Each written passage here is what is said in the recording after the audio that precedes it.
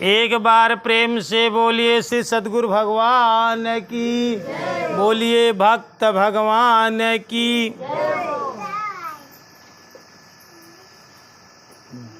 ध्यान देहा, आज का प्रवचन है स्वयं को देखने की विधि क्या है। हम अपने आप को कैसे देखें।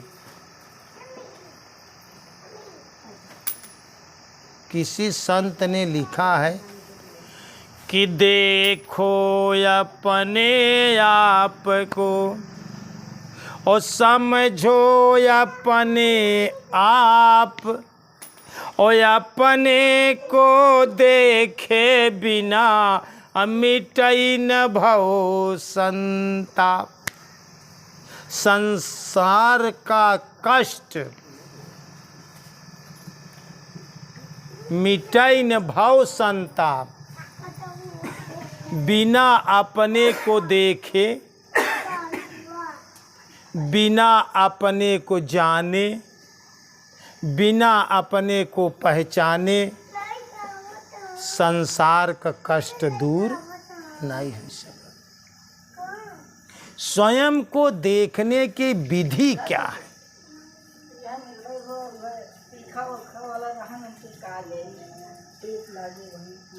क्योंकि संत कितना अश्लील दोहा, कितना असली में असली बात कहा है।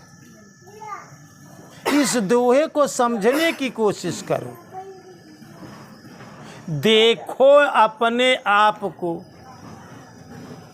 देखना है तो अपने आप को देखो।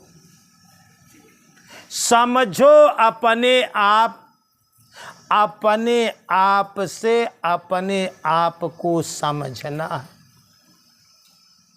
और अपने को समझे बिना मिटई न भव संताप। बड़ा गूढ़ रहस्य है। इंसान दूसरे का तो देख सकत, लेकिन अपने तरफ नहीं लौट के जल्दी देख। आप हमारे, अच्छा, अपना चेहरा कोई देख सकता है? अपनी आँख से अपनी आँख कैसे देखें? एक ही माध्यम है कि बीच में दर्पण लाना पड़ेगा।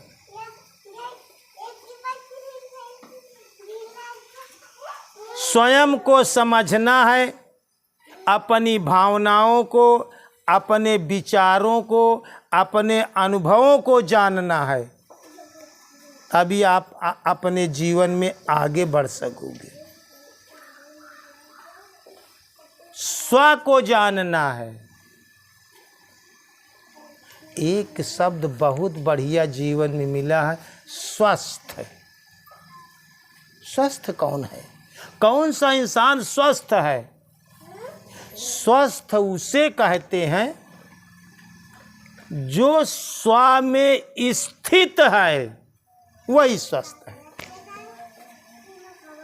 स्व माने अपने आप में, अर्थात अपने अंदर ही स्थित है, वही स्वस्थ है। बाकी सब बीमार है। जल्दी कोई इंसान अपना झोला नहीं टटोलता, अपने तरफ झांक कर नहीं देखता। यदि आप किसी की तरफ एक उंगली करोगे तो ये चारों उंगलियां तुम्हारे तरफ, तुम अपने को देखो। एक किसी की तरफ इशारा करोगे तो एक ही उंगली जाएंगी, लेकिन चार उंगली तो तुम्हारी तरफ कह रहेंगी। एक गलती उसके अंदर तो चार गलती तुम्हारे अंदर। जीवन में हमेशा अपनी गलतियों को ही खोजें। गीता में कृष्ण भगवान ने ये भी बात लिखा है, दुख दोषानुदर्शनम। दुख दोषों में बारंबार विचार करना चाहिए, अपनी कमियों पर बारंबार विचार करना चाहिए। अपनी अज्ञानता का ज्ञान करना दुनिया का सबसे बड़ा से बड़ा ज्ञान है। अपनी कमियों को जान लेना, समझ लेना, देख लेना, ये दुनिया का सबसे बड़ा से बड़ा ज्ञान है। एक दृष्टांत से समझने की कोशिश करें आप लोग। एक गुरु जी थे और उनका एक गुरुभक्त शिष्य था। प्रवचन करता था, सत्संग करता था, गुरु के सानिध्य में रहता था, सत्संग में जाता था, गुरु मंत्र लिया था, भगवान की भक्ति करता था और गुरु से यह सीख लिया था। उसके दिमाग में यह बात धस गई थी कि देखो अपने आप को और समझो अपने आप, अपने को देखे बिना और मिटई न भव संताप। हमेशा अपनी तरफ ही देखना चाहिए। यह बात उसको घर करके बैठ गई थी, लेकिन कुछ कारण बस गरीब भक्त था। वह गरीब भक्त पैसा कमाने के लिए था तो भक्त, लेकिन पैसा कमाने के लिए वो गुजरात सूरत में चला गया। और सूरत में, गुजरात में हीरे की फैक्ट्रियां हैं। वहाँ किस चीज़ की बहुत फैक्ट्री है? वहाँ हीरा घिसा जाता है, तराशा जाता है। हीरे की घिसाई मशीन से होती है। तो वो देहात से कहाँ पहुँच गया? सूरत में हीरे की घिसाई के फैक्ट्री में उसकी नौकरी लग गई और वह हीरा घिसता था। और अपने मालिक, वो हीरा घिसते घिसते घिसते घिसते उसको तराशते तराशते हीरा से उसका बड़ा लगाव हो गया। उसकी मोहब्बत हो गई सिर्फ हीरे से। मालिक जब उसको महीने में पगार के लिए बुलाता तो कहता, मालिक मेरा हिसाब कर लीजिए, मैं जब जाने लगूंगा मेरे जितने पैसे होंगे सारे पैसे के आप मुझको हीरा दे दीजिए। मुझको पैसा नहीं चाहिए, मेरा दिल हीरे से लग गया है। हमारी सारी कमाई जितनी होगी उसको मैं आपके फैक्ट्री से सिर्फ हीरा लेकर घर जाऊंगा। तो वो 2-3 बरस हीरे की फैक्ट्री में रहा और जब घर आने को हुआ तो मालिक के पास हिसाब करने गया। मालिक को जितना हिसाब किया, जितने उसके हर महीने के पेमेंट हो, 3-4 बरिस हो गए, वो सब कोई पैसा ना लेकर उस हीरे के फैक्ट्री मालिक से सिर्फ हीरा ले लिया, हीरे की गठरी, सारे पैसे को हीरा ले लिया। और जब हीरा लेकर के वहाँ से चला तो यह बात किसी को पता चल गई। चोर लगते हैं, कीमती चीज़ों में अक्सर चोर लगते हैं। और सबसे बड़ा से बड़ा चोर आपके अंदर बैठा हुआ जो आपको भजन नहीं करने देता। किसी संत, कौन ठगवा नगरिया के लूटल हो, कौन ठगवा नगरिया के लूटल हो, यही नगरी में 5 चोर हैं, सर्वस धन वो लूटत हैं, कौन ठगवा नगरिया के लूटत हैं। तोहार भजन ना करे दे ठग लगा है। काम क्रोध लोभ मोह अहंकार तमाम ठग लगा जो तार भजन नहीं करे देते। जान ल जितना कीमती चीज होई उतना ही ज्यादा बड़ा उसमें ठगहार लगते हैं। तो जब वो हीरे की गठरी लेकर चला परदेश से तो सुइया लग गए, ठग ओकरे पीछे लग गए। वो फैक्ट्री से स्टेशन पर आया, सूरत स्टेशन, चोर पीछे पीछे लगा है। इस दृष्टांत से अपने भक्ति में समझे की कोशिश करें। जब वो टिकट कटाता है, वो प्रयाग के लिए टिकट कटाता है, चोर पीछे लगा है, वो भी टिकट बाबू से कहता है मुझे भी प्रयाग का टिकट चाहिए। जहां का वो भक्त जा रहा वहीं का टिकट चोर भी ले रहा है। टिकट लेकर के अब जहां सीट पर वह बैठता है बाजू में जाकर के चोर भी उसके बैठ जाता है, एकदम बगल वाली सीट में। और सूरत लगभग 1800 किलोमीटर की दूरी पर है। प्रयाग पहुंचने में उसको एक रात गुजारना पड़ता है। 24-30 घंटे का सफर है। तो जब टिकट लेकर चला तो ठगहार उसको मिलाता है। जैसे आप लोग भजन करते हैं तो कोई आदमी बोलने लगता है, बात करने लगता है तो आपकी भजन को खलमंडल कर देता है।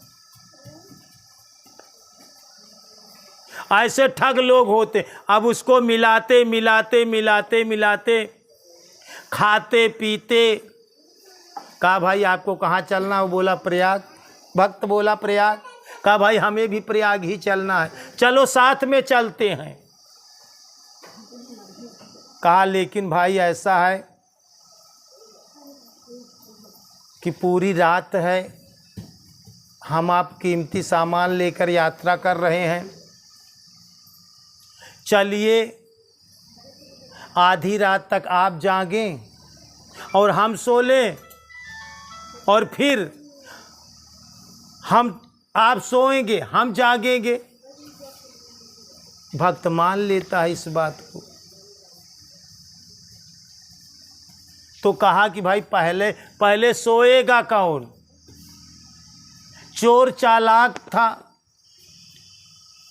ध्यान से रखिए कि रात के 4 पहर होते हैं दोस्तों।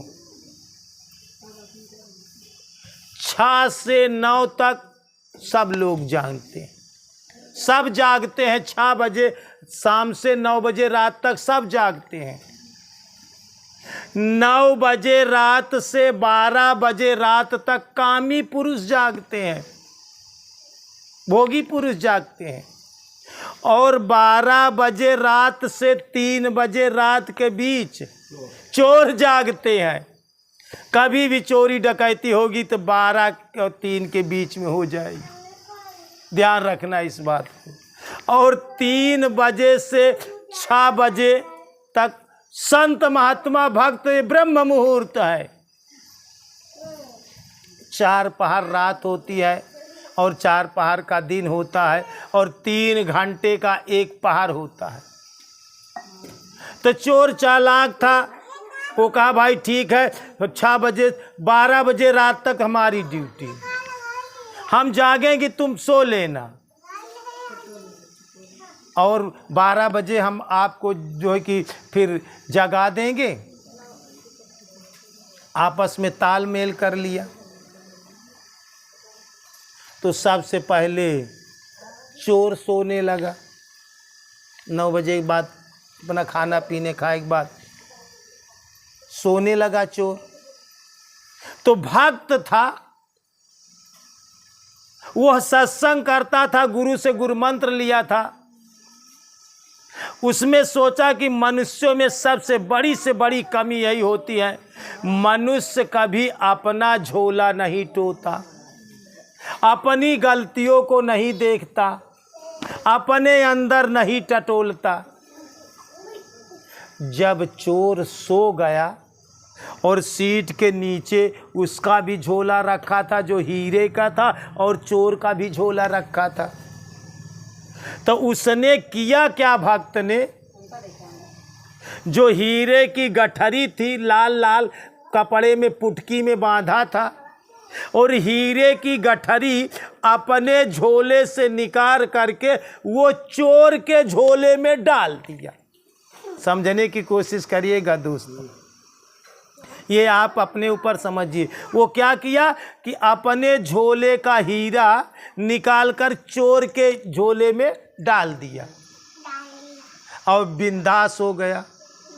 12 बजे रात तक एक भक्त अपना कार्य कर लिया।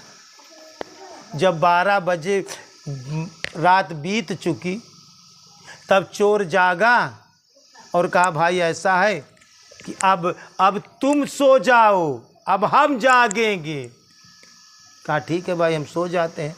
अब वो बिंदास भक्त अपना 12 बजे के बाद सोने शुरू किया और जब देखा कि भक्त सो गया तो उससे पता थी कि ये हीरे की गठरी सूरत से लेकर चला था, तो वो पूरा झोला उसका खोजता है और झोले में उसके हीरा नादारत, पूरा टटोलता है उसकी गठरी, पूरा उलट पुलट कर देखता है, हीरे की गठरी ही नहीं।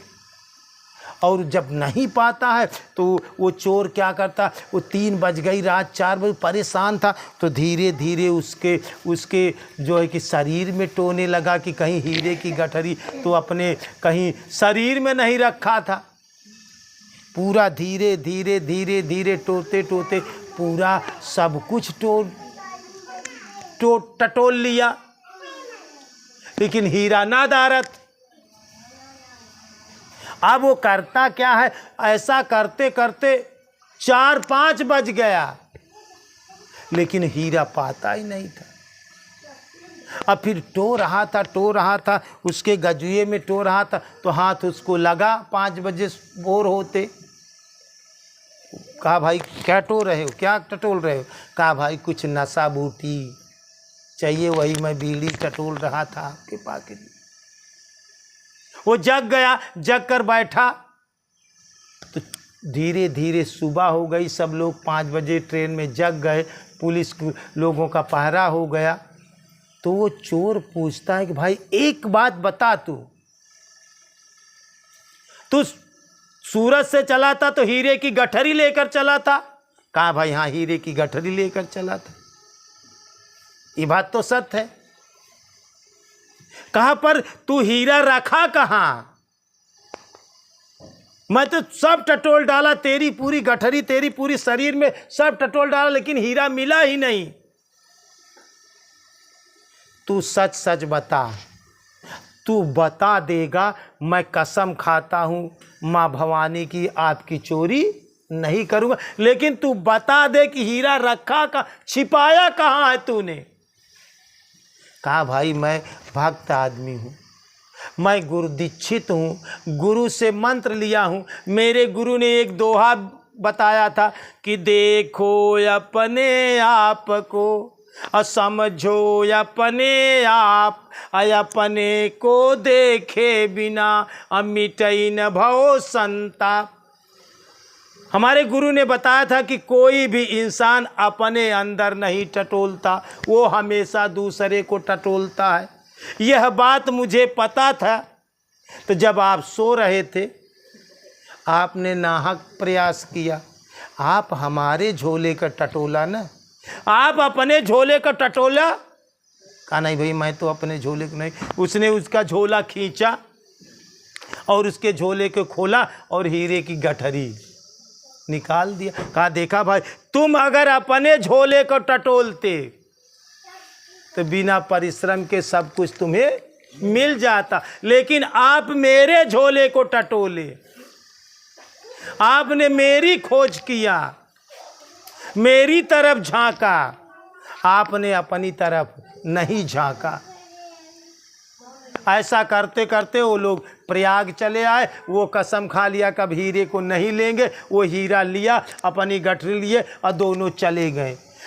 तो मनुष्य का स्वभाव क्या है? दूसरे की गलती को देखता है, दूसरे की कमियों को देखता है। एक पुरुष क्या करता है, वो हमेशा अपने स्त्री की गलती देखता है, और एक स्त्री क्या करती है, 24 घंटा अपने पति की गलती देखती है। वो पति के सुधारने में परेशान है स्त्री, और पति स्त्री को सुधारने में परेशान। पूरा जीवन यही जा रहा है।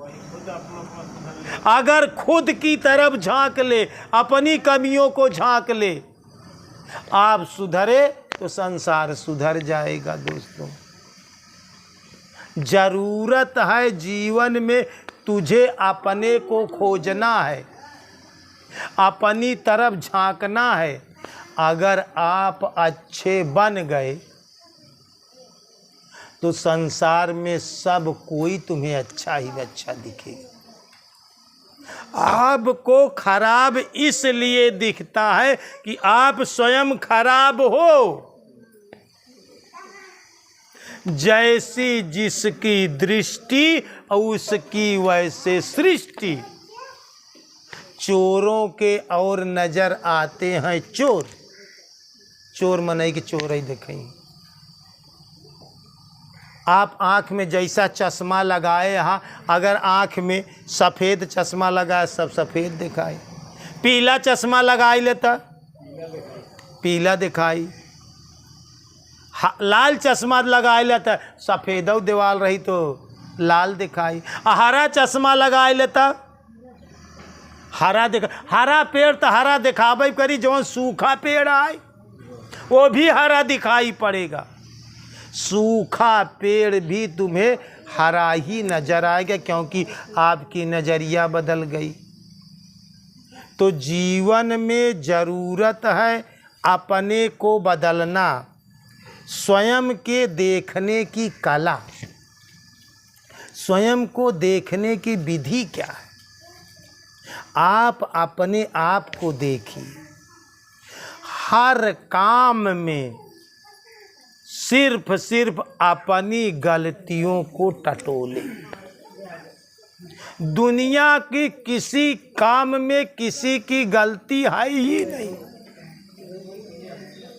हर काम में आपकी गलती है, ना लड़के की गलती, ना बीबी की गलती, ना मालिक की गलती। हर काम में सिर्फ अपनी ही गलती के कारण मनुष्य को भोगना पड़ता है। और ध्यान रखिए, बारीक घटना में अगर और गहराई में आप जाएंगे तो क्या यह आँख सबको देख सकती है? लेकिन इस आँख से, अपनी आँख से अपनी आँख को देख सकते हो? अपने चेहरे को अपने से देख सकते हो? अपने चेहरे को भी देखने के लिए एक दर्पण की जरूरत पड़ेगी, एक शीशे की जरूरत पड़ेगी। उस शीशे में आप अपना चेहरे को देख सकते हो। उसी तरह से पूरी गहराई में जाओगे तो अपने भावनाओं को समझना है, अपने विचारों को समझना है, और अपने अनुभवों को समझना है, और अपने आप से बिना एक माध्यम रखे आप अपने को नहीं देख सकते। इसीलिए आज तक कोई अपनी आत्मा का दर्शन नहीं कर पाता, क्योंकि जो खोज रहा है वही तो खोजे जाने वाला है। दो चीजें होगी तो दूरी होगी, एक देखने वाला और एक जिस चीज को देख रहा है। गहराई में आप जाएंगे तो आज तक कोई आत्मा का दर्शन नहीं कर सकता, ना तो कोई परमात्मा का दर्शन कर सकता है। ध्यान रखिए इस बात की गहराई। अपने आप से अपने आप को देखने के लिए भी थोड़ा कुछ माध्यम दूरी होनी चाहिए। जैसे आँख से कोई चीज़ एकदम चिपका के रख दीजिए, क्या आँख उसे देख पाएगी? नहीं देख पाएगी। लेकिन अभी जीवन में इतना ही ज़रूरत है आपको, तो आप इतना ही जानें कि अपनी कमियों को, अपने दोषों को, अपनी गलतियों को खोजें, अपने विचारों को, अपनी भावनाओं को। जब आप ये खोजते जाएंगे तो आप उसकी गहराई तक धीरे धीरे उसमें अपने आप प्रवेश करते चले जाएंगे। अब बिना अपने देखे, बिना अपने को समझे, देखो अपने आप को, समझो अपने आप, और अपने को देखे बिना मिटे न भाव संताप। ये संसार का दुख क्लेश नहीं मिटने वाला है। हर काम में अपनी कमियों को खोजिए, अपनी गलतियों को खोजिए। सिर्फ आपको यही एक काम करना है, हमेशा स्वस्थ रहना है। स्वस्थ रहो, मस्त रहो। स्वस्थ कब रह सकत है? स्वस्थ होका कहा थी जो स्व में स्थित है, वही इंसान स्वस्थ है। बाकी हर इंसान बीमार है, चाहे शरीर से बीमार हो, और चाहे जबान से बीमार हो, और चाहे मन ही मन दिक्क हो। यूँ कर मन में कोई घुटन चल रही है, मन में कोई तर्क वितर्क चल रहा, इसलिए मनुष्य दुखी है। जब अपने को जानेगा, अपने में स्थिर रहेगा, स्व में अपने अंदर प्रवेश करेगा, तो स्वस्थ रहो, मस्त रहो। तब वह इंसान स्वस्थ रहेगा और उसका जीवन मस्त रहेगा, आनंदित रहेगा। तो गुरु जी ने जो विद्या तुम्हें दिया है वो तुमको अपने अंदर रहे। इंसान वही है जो इन माने अंदर शान से रहे, वही इंसान है दोस्तों। अपने अंदर शान से रहे, अपने आप से अपने अंदर ही प्रवेश करें, तब आपका जीवन आनंदित रहेगा। इसलिए स्वयं को देखने की विधि यही है कि आप गुरु महाराज से गुरुदीक्षित हो करके, गुरु के दिए हुए शब्दों के साथ आप अपने अंदर में स्थिर रहें और अपने अंदर प्रवेश करते रहें। अपने से आप हटकर बाहर गए तो आप परेशानियां मोल खरीद ली। इसलिए अपने आप से अपने आप को देखने की सिर्फ यही विधि है कि गुरु के दिए हुए गुरु मंत्र द्वारा आप अपने अंदर प्रवेश करके अपने को झांके, देखें, समझें, विश्वास करें और अपने आप से आगे बढ़ें। एक बार प्रेम से बोलिए श्री सद्गुरु भगवान की, बोलिए भक्त भगवान की, बोलिए संत समाज की, बोलिए आज के आनंद की। हर हर महादेव।